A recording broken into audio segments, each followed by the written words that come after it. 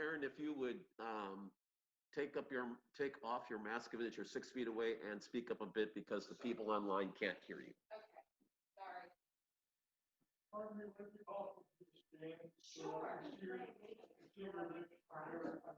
Yeah, that's true. You can come up here too if you'd like, and Stand in the doorway there. Okay. Maybe they'll be able to hear you better. We want me to stand right there. There you go. All right. right in front of the food. That's right. All right. So all I had said, in case you didn't hear, was that many of the questions here, I'm sure there's more questions than what is on this paper. First of all, we tried to come up with the questions that were more frequently being asked and some things that seem to be addressed in a vague manner. If there's something on here that you want to ask about, please do. But one of the hot topics was what a Sunday service would look like. This is not something that is set in stone, so we will have to start with something, but it doesn't have to stay that way. We're planning to have a council, if that's what you might call it, that will be made up of members from our church and also members of St. Paul's, not the Vestry members, but people from the congregation. There may be 1 or 2 Vestry members on each, representing from each council, but this would be a council of 8 to 10 people who will meet several times throughout the year to discuss how things are going between St. Paul's and our church. And if it's not working out, then we'll tweak something to see if we can make it better. And one of the things that we would be talking about is how Sunday services look. Our proposal is that we start off with the priest at the same service for the season of Advent. And so if we were going to have the priest at the 10:30 service over in Bloomsburg for that period of time, then the priest would stay there for that entire time through the season of Advent. And the priest would be at our church at the 8 o'clock service. Right? Correct.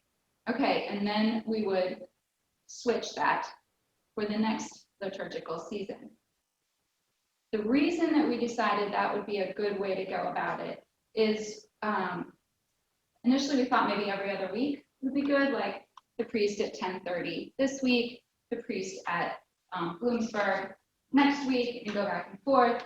However, that can be really confusing. And so if you don't go to if you miss a week and you don't go and then you show up and like what's happening? The priest is going to be here and they're not, or if a newcomer comes and they're, sometimes it's hard to go to a new church, and so they kind of like ramp themselves up to try out a new church, and they get there and there's no priest. So we don't want that to happen. We would like to maintain some consistency. So that's why we were thinking maybe doing the timing as far as when the priest would be doing the service to stick with the liturgical season as a commitment to when the priest would be there. Now the other time so let's just say on the first Sunday that we start this, the priest would be at the 10:30 service in Bloomsburg is what we're proposing. And so the priest would be at the 8 o'clock service in Danville. Now, in Danville, at the 10:30, so the 8 o'clockers would be covered with the priest. At 10:30, though, the 10:30 people may be thinking, heck, we don't have a priest here now until after Advent's over.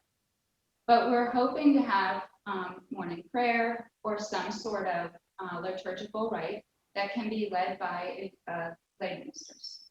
The bishop has started this initiative and has said that she may be granting some sort of special dispensation sort of thing, so that lay ministers may be able to serve sacrament from the sacramental reserve.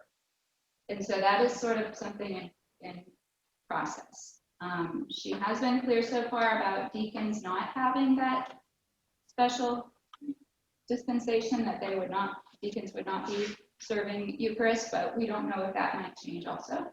But currently there is some special circumstances where lay ministers may be able to serve Eucharist. So if people who are lay ministers in our church are willing to go through and work with Audrey, I think there's some sort of process You may have to take a couple classes. My dad actually did it, so it's a few hours of class time. And then a lay minister can serve from the Sacramento Reserve. If that happens, then we would always have sacrament at both 8 o'clock and 10 o'clock in Danville. And hopefully that's something that can happen in Bloomsburg also. They just need to have people from their congregation that would be willing to go through the lay minister training that the bishop would lay out.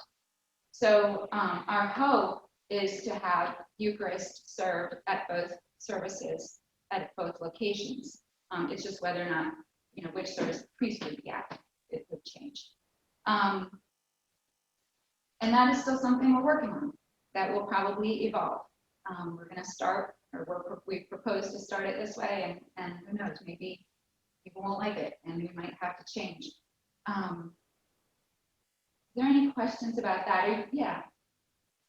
I congratulate the people who put this summer together certainly that's answered a lot of my questions. The question of the council. Would the council have any executive power? Like voting on the vestry, that sort of thing? Sorry? Like having a vote on the vestry? Or subsuming vestry power? No. No. It's really just a group, a conversational discussion group, so that we have good communication between our church and their church, just to find out, are things going okay with St. Paul's, and then for St. Paul's to know, are things going okay here? And hopefully we will embark on some combined endeavors, whether that's outreach endeavors, whether it's financial endeavors together. I don't know what they may be, but hopefully we will embark in some endeavors with St. Paul's, and that will be also a chance to kind of talk about those activities that we may do together. Even services, you may decide to have, they're very active with their music program, so maybe we'd like to have a combined choral concert or something on some Sunday or Saturday evening, or something that we could do together between both churches. That's something that group would be discussing. They would not have any sort of power to. You want to name the group? You want me to name Sure.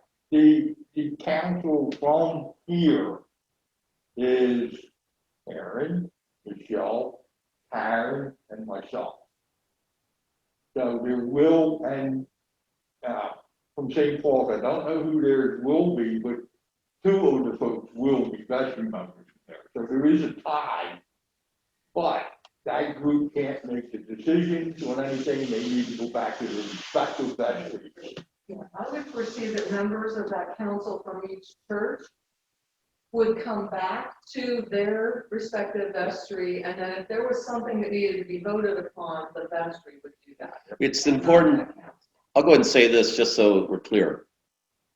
If we were going to do something like that, it would require a change to the bylaws in both parishes. And right now, we're not changing bylaws. So both institutionally speaking and ecclesiastically speaking, there's no change to the bylaws. And if there were going to be changes to the bylaws, it would be like any other process. We would have to call an annual meeting and present those to the congregation for their approval. So what we're doing right now is not at that sort of depth of an ecclesiastical level.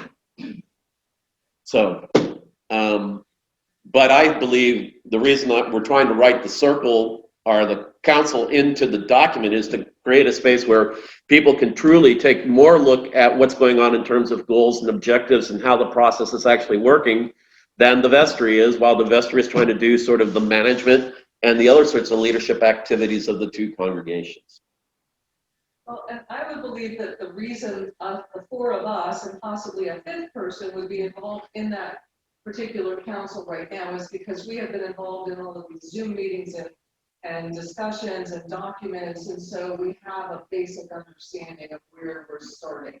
That team I would see evolving over time, just like vestry evolves over time, and we have to decide how often and all of that, but it's not like we're set in stone for life either. I think that we, and parish members always have the ability to comment to the council, the vestry, the priest, about concerns or questions, just like we are approaching today. We want to be open, transparent, knowing that we may have some things on mind, but we're not mind readers, just simply people. Yeah, I didn't know how long you wanted to discuss these points. I think the agenda had other things. Yeah, I think that's fine, because I think what we can do now is Come back. come back as necessary, or we'll enter into dialogue, because I know there are people here who want to bring forward a question. So, Yeah, you have a lot of good things to talk about.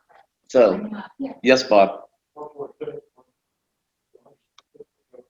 Is if and when this gets together, please don't forget the public part of it, the public thing. The mission would be to pull in our horns and only discuss this with the church. But when you get to some kind of final point, you really should reach out to the community and tell them what's going on. They're the same kind of way you just told us. I participated in the early days of the Geisinger Penn State merger. And I would not like to see that the process. That's a good point, and I hadn't thought about that, so that is a good point.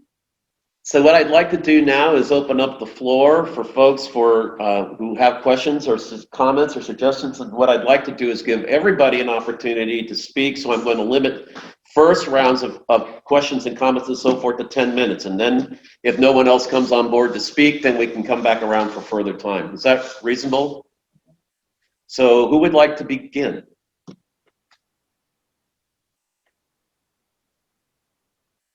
Ken? Okay. Please.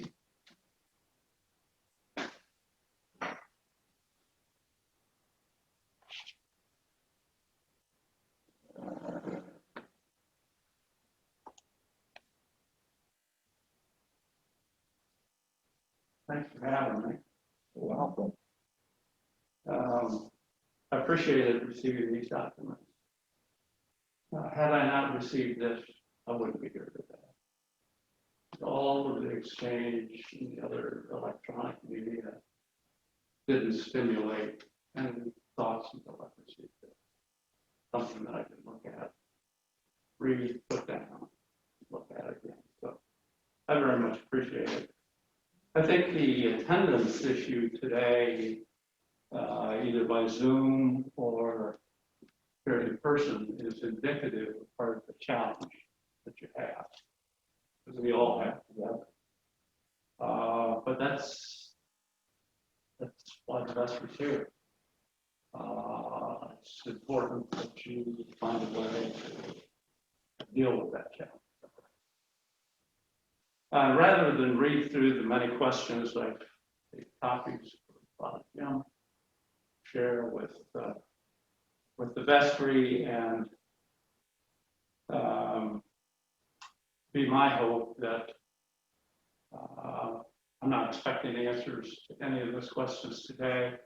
I thought time could be better spent by talking about overarching issues of concern and themes that go with this issue. But I would hope to have answers to my questions, and if they could be shared in a similar fashion with all of the membership, I would appreciate it. I'd appreciate seeing answers to questions posed by other members of our parish. I think that's a way of communicating, it's a way of engaging, it's a way of being totally transparent, which is important, what we're discussing. But please understand, I'm not here to tell you anything. I am here only to share some thoughts and ideas and experiences that I hope will be helpful. I understand at least some of the dynamics that lead to the interest in talking with St. Paul's of a collaborative initiative. I've been aware of this for a year or two as a thought. I have supported the idea to pursue the thought process anyway, of talking about a collaboration with St. Paul's, continue to support it.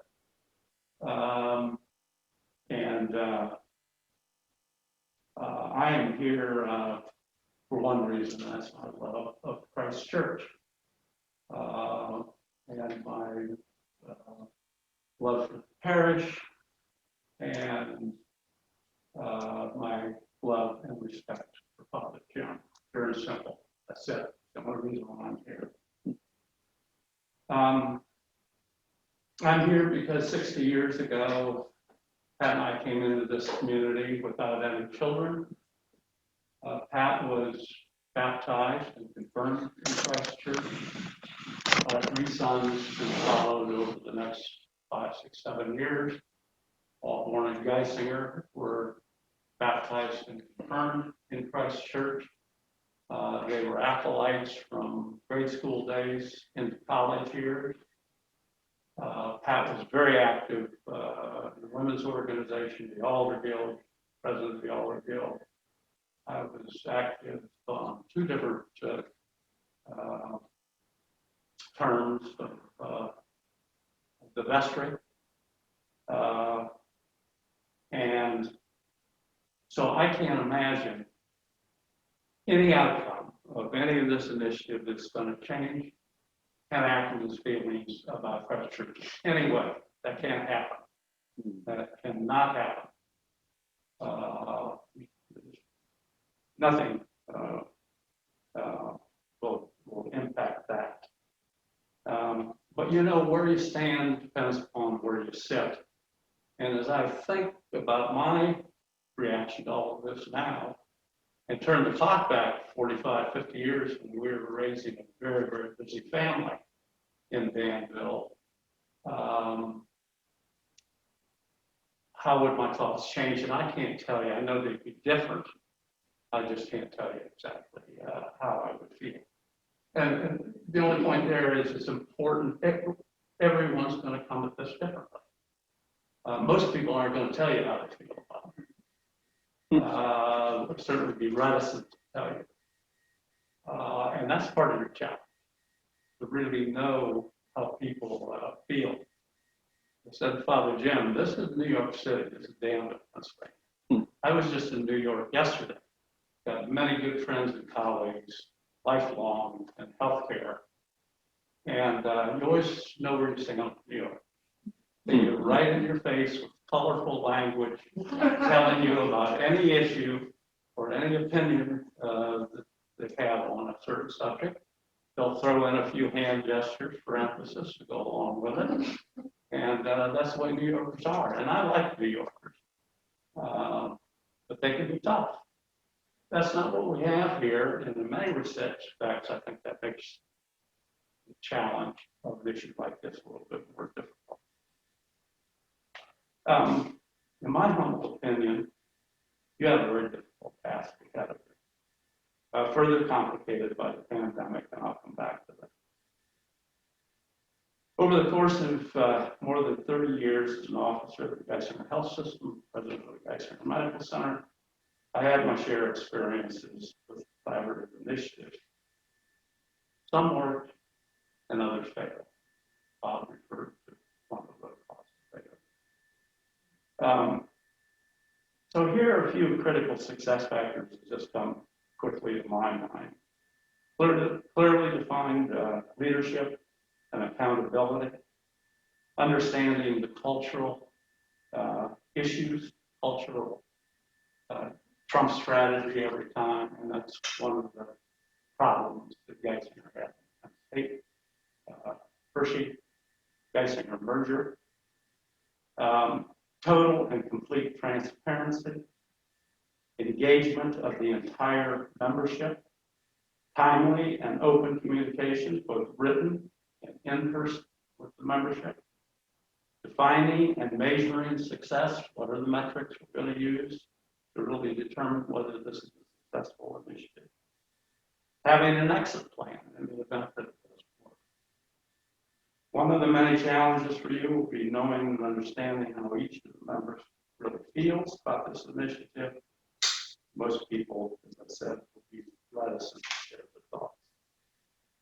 My opinion that every vestry to record all the concerns expressed by each parishioners, shared openly with the membership. I think the more transparent, the more, regardless of whether people like the idea or not, the more we can be transparent about it, get issues out on the table, not try to cover everything up, be less than totally transparent. We're going to be ahead of the game. However, this might end up. Timely communications, both written and face-to-face dialogue with the membership, a fully engaged membership throughout the planning process. Finally, this is a tough environment for all of us. Some have described it as a major life quake, reordering all of our lives. Like many of you, the experiences of the coronavirus have impacted the Ackerman family, socially, emotionally, financially, and health-wise too. According to a recent statement in a health education journal by the world-renowned Mayo Clinic in Rochester, Minnesota, and I quote, "COVID-19 is one of the worst threats our world has seen. It has disrupted our lives, finances, freedom, relationships, and sense of security. It has brought loneliness, uncertainty, and losses. No one knows when it will end. Are we looking at a second wave, a third wave, a fourth wave? How can you calm your mind, let alone feel upbeat?" End of quote. So while I understand and support the exploration of the collaborative relationship with St. Paul's, I am, however, troubled about the timing of this initiative and questioning pursuing something that's as important and complex in the midst of the worst pandemic that we've experienced in over 100 years. For me personally, it simply puts too much at risk. What we focused on this morning is considered to be the easy part of any relationship or collaboration. Once decisions are made, papers are signed, the really important, serious work begins. First 3 to 5 years are critical to the success of any relationship. Turnover of leadership, the office of the priest, through the leadership of the vestry increases the risk of a successful outcome. Does that mean it shouldn't proceed because we may have some turnover? No, that's not what I'm saying. And being aware that when we have revolving doors or we have changing players at the top, that puts the initiative at some risk. It's important that the people of Christ Church are engaged. And that's going to require some real effort. But I commend you for holding this, at least this session. I think it is a good idea, and hopefully many more to follow.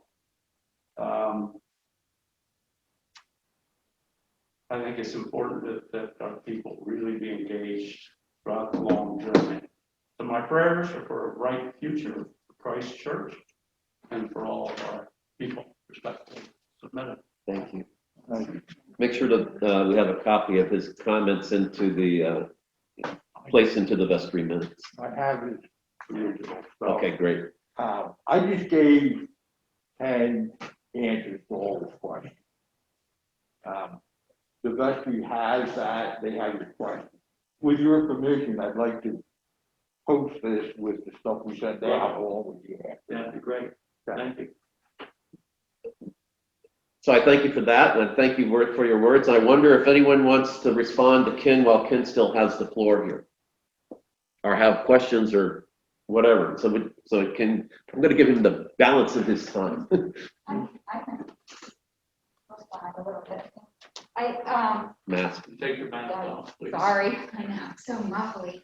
I think, Ken, when I read your questions, I thought, oh, he has a lot of really good points.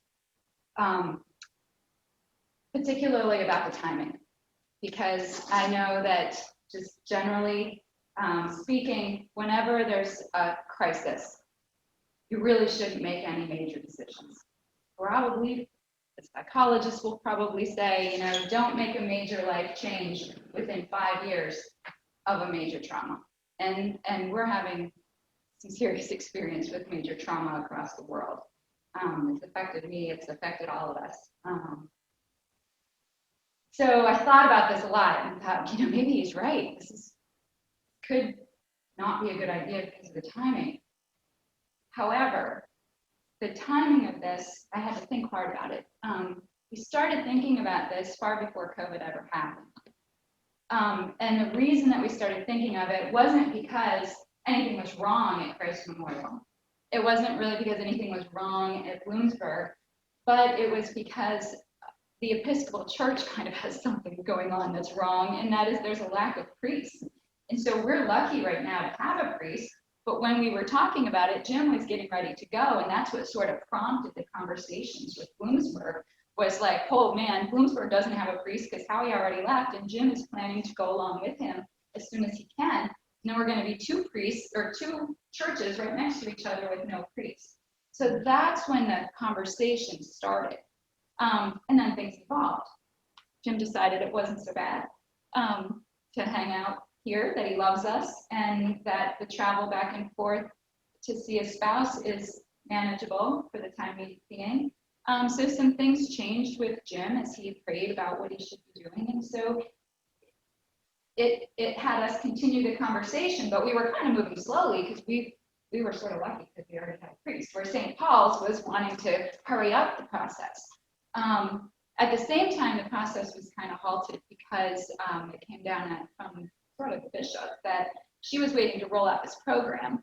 We were talking about some sort of yoking before the bishop even set out the initiative that across the state, she is hoping that churches will begin to start working together and yoke due to priest shortage. And so, although I think the timing is not ideal because of COVID, and we really shouldn't embark on a major change when we're kind of in the midst of countrywide trauma, I still think we should consider it. I don't think that should be something that holds us back, I guess, but I think that it should still be a consideration, because the other challenges that Ken talked about, such as engaging all the members, that was really hard, because it was hard before COVID to get people to come in, right? Like classic Episcopalians, like cut out the doors fast as they can. So I feel like it was hard to get people to kind of hang around and be engaged. Now it's even harder because not as many people come to church because the COVID is a threat. And so to have these interactions as a group is hard. So we have been talking about having small groups, maybe just the Vestry members asking, family by family throughout our congregation, like, come over to I would love to have people come over to my house for dinner, maybe just a couple people at a time, like one other family, maybe two, it's just a couple of individuals, so that nobody feels overwhelmed, but we can get together safely in a small group to discuss these issues. I think that idea is good. It will take a while to get through the whole congregation to really have personal conversations, but I think it also will strengthen the relationships between people in the community, and maybe help with the feeling of isolation due to COVID. We really do want to support each other. We don't want to feel like, I wouldn't want anyone to feel like they had the rug pulled out from underneath them, like they didn't know this change was coming, if it goes through. And so I do think it's important to continue to engage, but it's definitely a challenge. And as far as the leadership piece goes, that's also a good point. When there's changing leadership, things could be crazy. I would say because Jim is considering staying on for the next 3 to 5 years, if he continues to stay on, then this has a shot at working. I think if we were trying to change this yoke and recruit a new priest, I think that would be setting us up for failure. But because Jim has been involved in the revolving conversation, or the evolving conversations about Shaped by Faith at the diocese level, that he understands the collaborative process that's happening here and is willing to participate. If we were to try to recruit somebody that's a new priest, I think this would be a hard task to ask somebody to try to do. All that said, I think there's a lot of good reasons to engage in this collaboration also. I think we could engage in a lot more and greater community outreach, I think, with 2 congregations instead of just one. I stopped down to the diaper bank yesterday, and I couldn't come the whole time. I got here towards the end because I too have other responsibilities. Had to take a kid to Milton to go wrestle, and got him a ride home, but he didn't have a ride there. And so I'm like, I like your point, Ken, about different perspectives of everybody. I think in 10 years, I would have a different perspective in how I could participate in this initiative. Right now, I'm still kind of like got a lot of other stuff going on. And each family is going, and each individual is kind of going to look at this from a different perspective. But what I saw yesterday at the diaper bank was just really, 3 women and a man doing the diaper bank. And I think that I actually had tears in my eyes yesterday at the diaper bank because of some things that I witnessed. So anyway, I think that it would be nice to be able to broaden the outreach and engage more people in things like that, because you become a better person by interacting with people that have less, and you become a better community member and having more empathy for people that are in need. And so I think that if we could further engage people in those kind of outreach activities, and I think we could do this by having more greater membership between the 2 churches. And so anyway, that's my 2 cents. Is that my hope is that with the collaboration, we could have a stronger community of Episcopalians to reach out to the people in our communities that need help. I am on Vestry, and I am going to be on the council, so if anybody has additional questions, please contact me, call me, and I live on Caseville Road. You can stop by my house. Just a brief response, Aaron, to your thoughtful comments, and I appreciate them. I think having the conversations, as you said, there's a long tail to this that suddenly was impacted by the COVID challenge made greater. And it's one thing to have the conversations with St. Paul's and to do all the good work that you've done today. The challenge of getting the membership engaged, that's where I'm coming from. And it's complicated with COVID. It's just a fact of life for whatever many reasons. It's impacted everybody. And you have to be, I think you need to really be careful of that. When I received this document 2 or 3 weeks ago, and I was in touch with, I thought about it for a few days, got in touch with Father Jim and said, Father Jim, I'd like to address the vestry. And that led to the opportunity to share the result. And I said that with strong feelings that I didn't want to meet in a group of 3 or 4 people. I wanted all the vestry to have the opportunity. So there's no mismessaging of how Ken Ackerman feels about this issue. I want you to hear it all from me directly. Have a chance to ask me questions. Happy to try to answer them, rather than in clusters and the risk of the mismessaging, which our senior warden referred to as already happening out there. I don't want to be a part of that. I have not talked to anybody, not one member of the church beyond Father Jim, about my feelings about this issue. I don't intend to, unless they seek me out and tell them how I feel. That's why I welcome the opportunity to share all of this with them. It's a good point. It's hard if we could address the whole church. Like my vision is, boy, we'd have a packed Sunday. We could stand up during the end of church and say, this is what's happening. This is what we want to discuss. Please come afterwards to coffee hour so we can have a good meeting about it. But unfortunately, no, it's not that simple. And so I do appreciate you bringing forward that this is a major issue. Do you have, is there anything that you'd like to suggest to help with that, or I don't think there's any silver bullet. I respect got good minds on the Vestry with Father Jim, and it's something you're really going to just have to really work at. I can give you my reactions as all this plays out, but there's no silver bullet. There's just if you pay attention to at least a number of the issues that have been raised here, I think that it's headed in the right direction. It's not a perfect process. Just like a marriage, you know, you come together in the Geisinger Penn State collaboration merger. Great minds, well intended.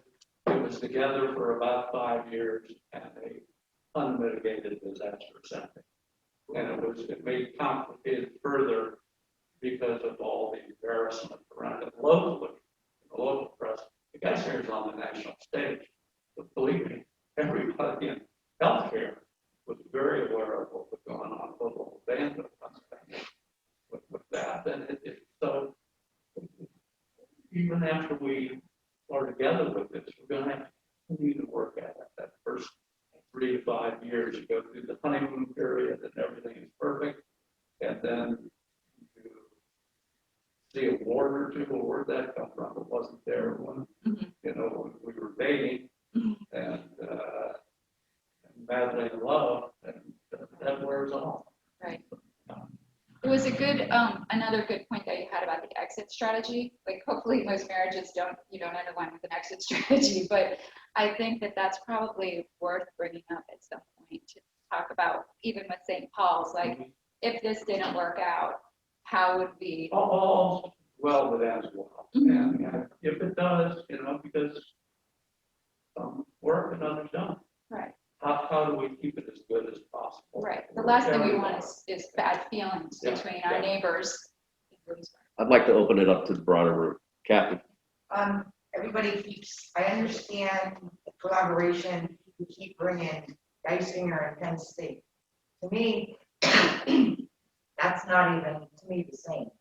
Because when Penn State and Geisinger combined, they changed they became one. Us and St. Paul's, this is my feeling, they're going to still be them. They still have their name, St. Paul's and this and that. We're just sharing a priest, but yet there's going to be things coming together. But I'm just thinking deep down, I think it's going to work because they are still going to be them, and we're still going to be us, and we're going to become bigger, as she says, Episcopalians. You'll have more to go out into the community, spread the love in this. So it just bothers me that they're Geisinger and Penn State, because to me, I survived it. It's totally, they changed everything. We're not changing things.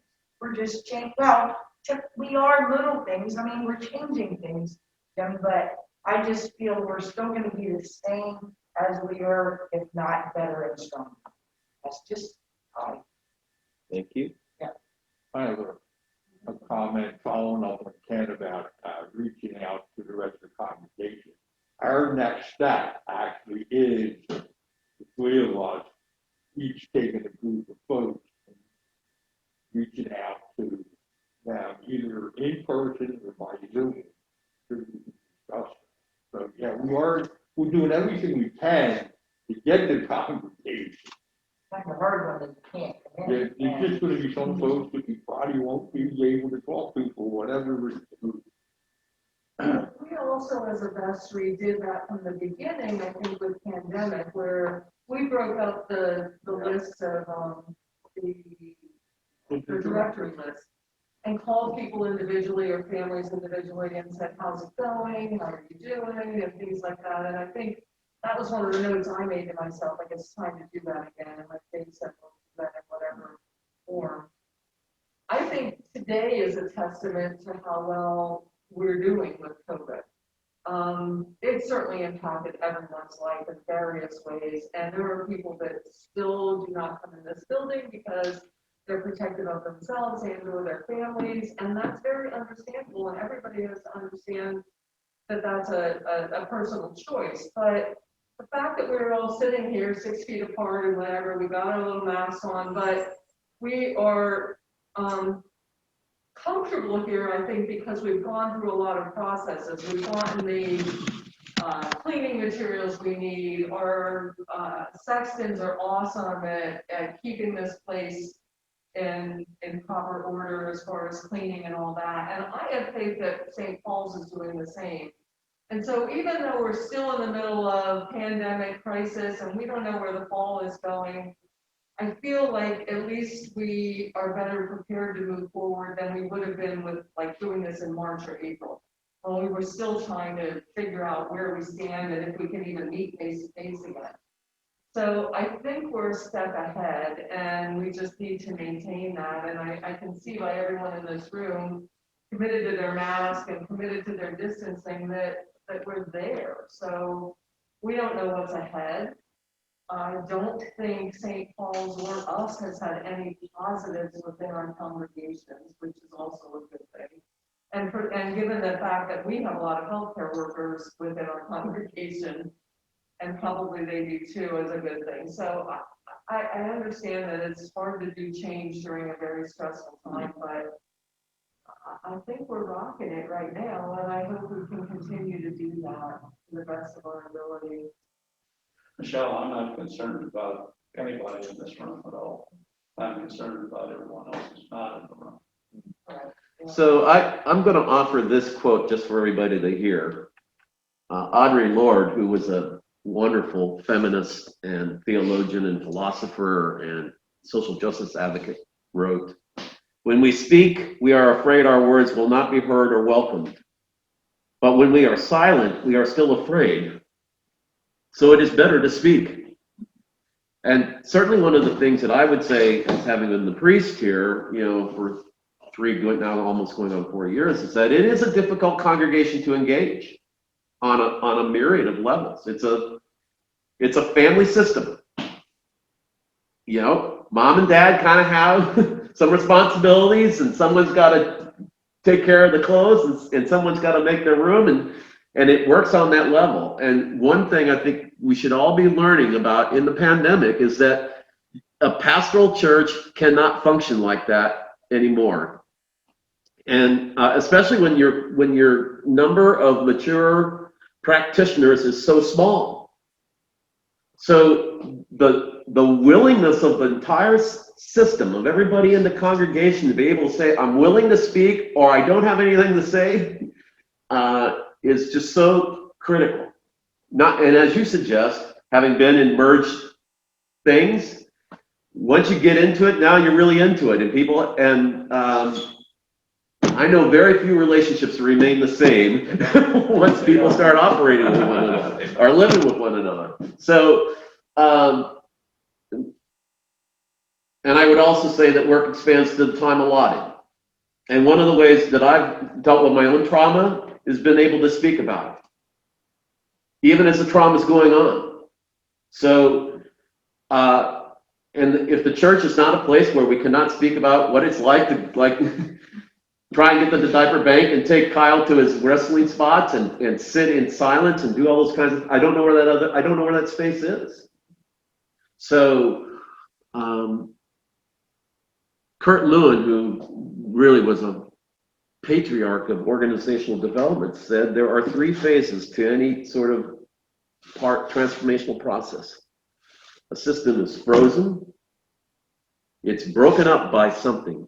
Whether, if you want to use Christian terms, everything was great until Jesus went in Jerusalem, and then it got really messy, really fast. And then there was a period of being unfrozen. And that is represented in our tradition by Holy Saturday. No one's got, which is kind of where I feel like we're at right now with the COVID issue. The hope is that prior to refreezing, we will go to a new way of being, a better way of being. And yes, Shaped by Faith to a certain degree is about the lack of priests. But I think Bishop Scanlon would not have brought Canon Streeter on board, nor engaged Canon Morrow in the way that she did, if she didn't really truly believe like it was time for the church to seriously think about what is the right shape. And there are differing opinions on that. But so those would be my sort of off the cuff responses to some of what I'm hearing. Bev, do you have anything that you would like to add to the conversation?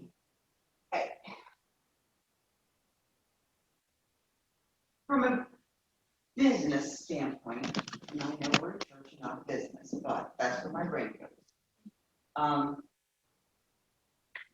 You can, I know this Vestry's been dealing with this subject for a very long time.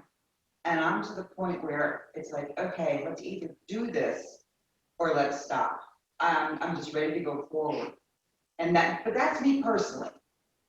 And I personally have no problems in telling someone if something is conflicting to me, or if I feel that the service isn't right for our church, I would have no problem saying that. So, in my standpoint, I'm waiting for us to keep moving. Thank you. Susan? Would be good or bad?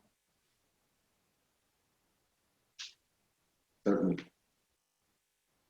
Karen? Well, I have a different perspective than everybody's got here because I'm dealing with both ends of it. You can take your mask off if you want. I would like to see us move forward, but that's, just kind of my opinion. And do I know people at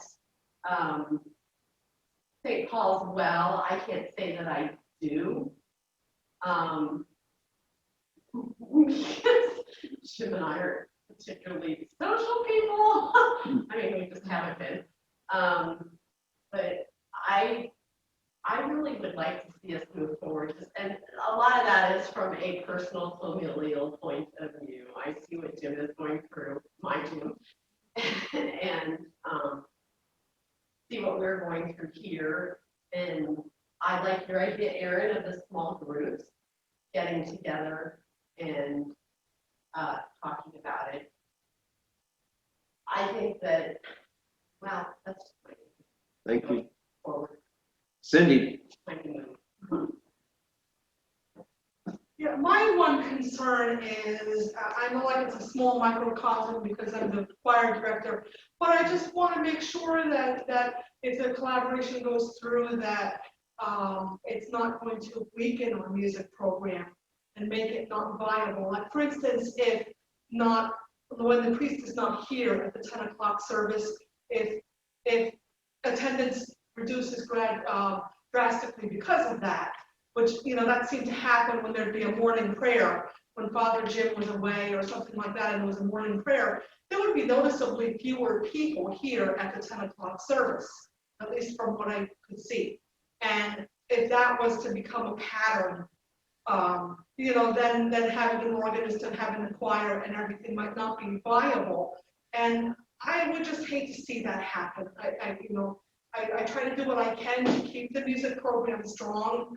With our small choir, offer a variety and that type of thing, and do the best that I can with the resources that we have, musically speaking. And I just, certainly want to see that continue.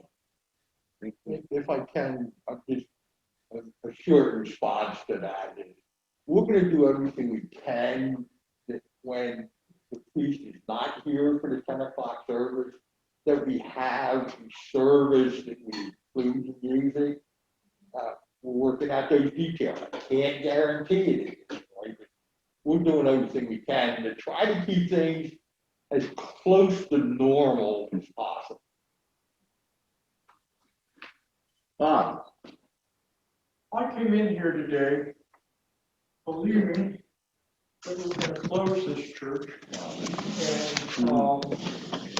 and that perhaps St. Paul's was going to be looking at our money the way Hershey looked at Geisinger's money.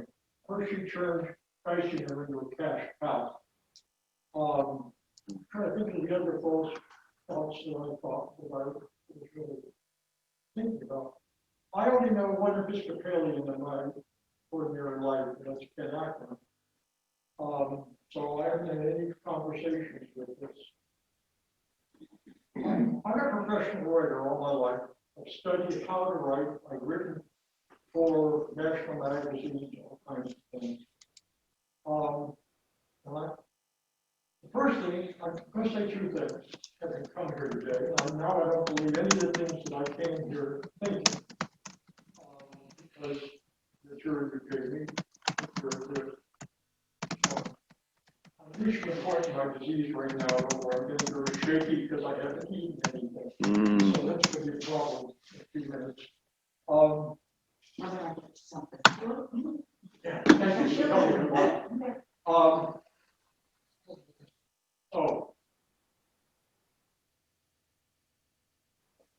One of the things that was a problem was the word collaboration. I learned to write from a man named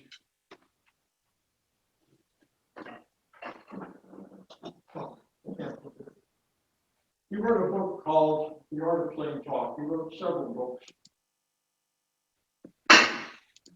All right, and one of the things he said that has guided me most of the last 40 years is a series of words that make people misunderstand.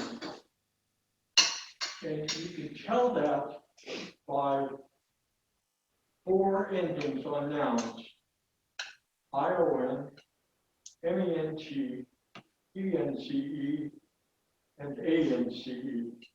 I taught in colleges and universities for 30 years, and that was the first thing I used to tell them. MENT, ENCE, ANCE, ION. You've written something, just take a pencil and underline those endings on the words. If you have any ANCE, ENCE, MENT, ION endings, you're writing as passive. No professional writer will touch the passive voice because it's backwards. A passive sentence doesn't have a subject and is backwards. I used to tell my students, would you say, you are loved by me, or I love you? I love you is in the active voice, that's good. You are loved by me is in the passive voice, because it doesn't have a subject. And they would say, for the you. No, that's not the doer of the action. That's the person being acted upon. And there's some other ways to look at the same thing. But sentences, backward sentences, instantly mislead the reader. Rudolf Schlecht was the person whose name I was thinking of a moment ago. He created these books for the military after World War II because military writing orders were often backwards. And the Pentagon actually got to him and wanted to make changes in the military. So, collaboration itself stimulated in me the idea that something was going on. That you guys were trying to pull a fast one on us. And you were talking about what people in church or in St. Paul's maybe are thinking about. They may be thinking about the same things I'm thinking about. Now I'm going to switch what I'm saying. Back in 1983, as Ken was, I helped create the Children's Heart Program at Vestry. In order to do that, someone from the Kiwanis Club came to me because they had a child on the island of Jamaica who was dying. His name was Perry Harrison, who was born with very bad heart. And one of the national Kiwanis organizations wanted to help him. And I brought them together.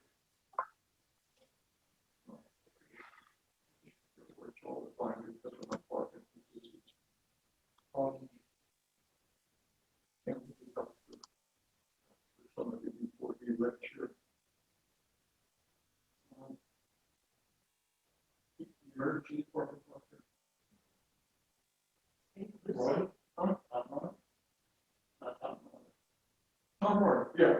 And we brought him together with Tom Royer, a wonderful guy. And he immediately said, we'll take the child. Just like that. Child, when he brought him here, had to have 3 open heart operations before he was able to go home. We went on to take almost 50 children and give them, give them 3 open heart surgeries. In order to stimulate that and bring it about, I had to deal with 10,000 forms in 250 forms across Pennsylvania. They had no idea what Geisinger was, where Geisinger was, or anything else. All their membership, all their leaders changed every year, from the governor, to the lieutenant governors, club presidents, all the way down. Over the time that I was involved, 12 years, I had to send out a tremendous amount of information to those leaders and membership.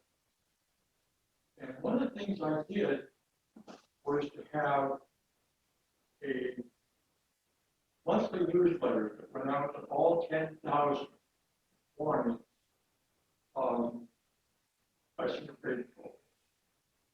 10,000 warnings. It was called Working Together. And we talked about this program that they had never heard of, you know, week after week, month after month, all through the years. That's the same problem that we have. When I looked at the material you put together in answer to our questions, or what they thought would be our questions, I was thinking about that. One of the things that I would suggest to do is to have literally which we use for our conversation, beginning immediately. And if we have a little headline on it, like working together, not that, but something like that. It could only be paragraphs throughout my email, whatever else we do. And if we deal with not have ANCP, ENCP, MENT, or ION nouns anywhere in it.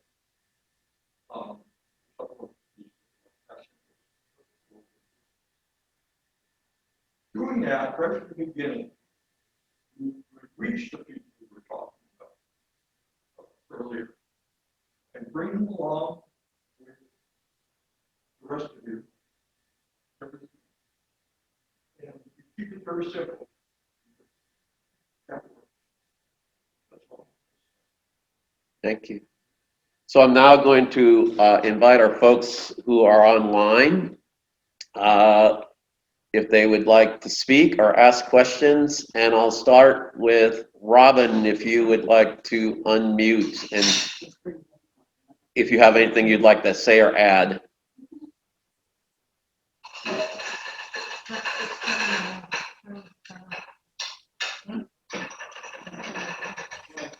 There you go. Okay. I don't have anything to add. It's been nice to hear everybody's thoughts today.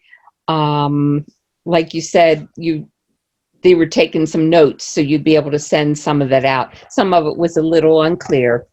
I agree with Mr. Ackerman that this may not be the best time to make a huge change, but I see Aaron's point of view also. So it's just nice to hear everybody's thoughts. I also have not spoken with anybody else about this, so I don't have any. The only bad ideas I may have about what's going on have been my own in my own head, and that's why I try to listen and hear everybody's thoughts and then try to figure it out for myself. Thank you. Thank you. Deb, if you would unmute, if you have anything you'd like to ask or add. Or Deb and Glenn. Well, I think for us, I need to re-listen to everything because I'm having quite a difficult time hearing everything. So once this is uploaded, I will listen again and then perhaps offer some suggestions or comments, but at this time, unfortunately, I'm having a difficult time. So I'm just trying to listen as we go. So I apologize. I apologize for the audio. I've got the speakers up as loud as I think I can on this computer, but we'll keep working on that. So thank you. Sure. Deacon Jenkins, if you would unmute.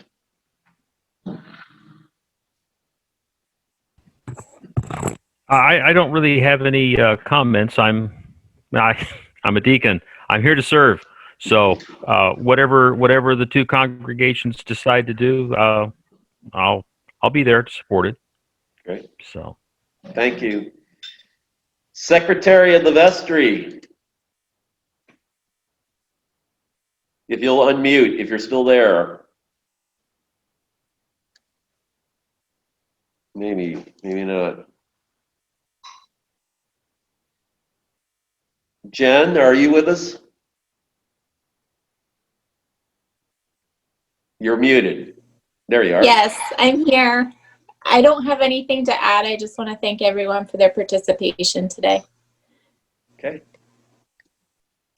Mr. Treasurer.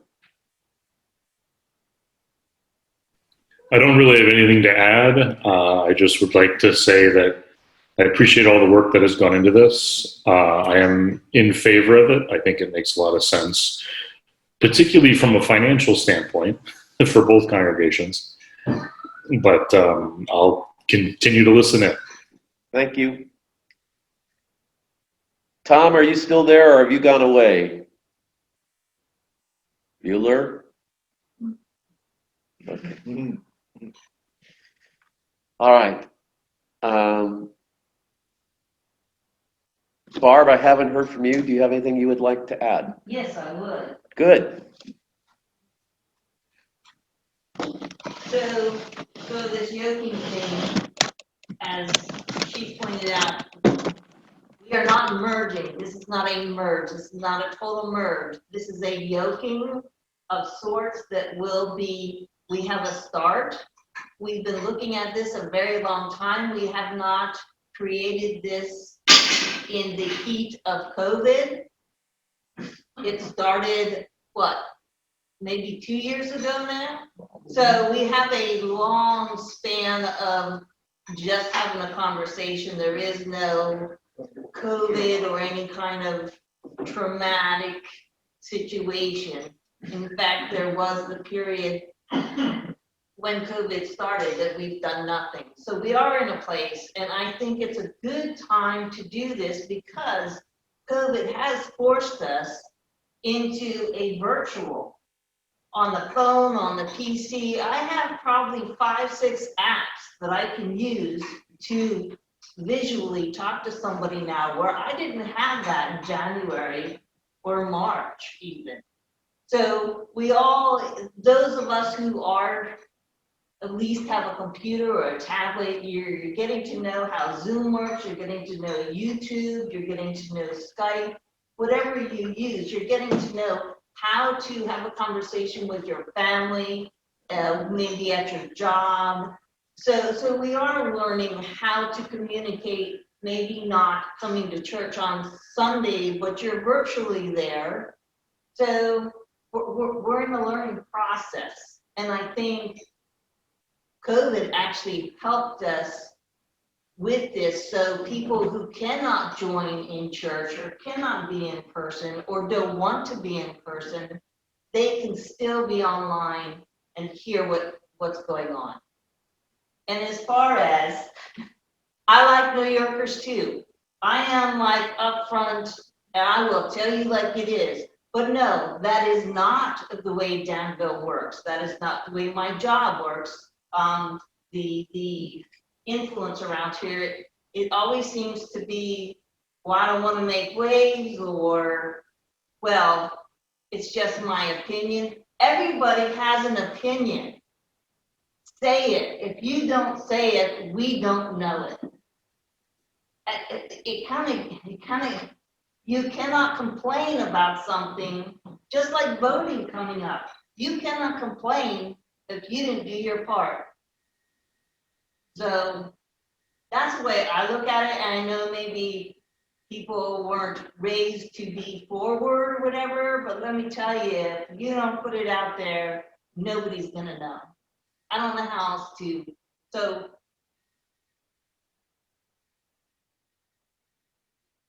It just, you need to speak up. If you have an opinion about this yoke, speak up so we know it. That's all. Thank you so much. Tom, our secretary of the Vestry, is having troubles with his connection, so we're doing just that. We're texting back and forth while we're talking. So I'm checking in to see if he has anything he wants to say. While we're doing that, and before we sort of move on to the formal portion of the business, does anyone have anything else they'd like to add at this juncture?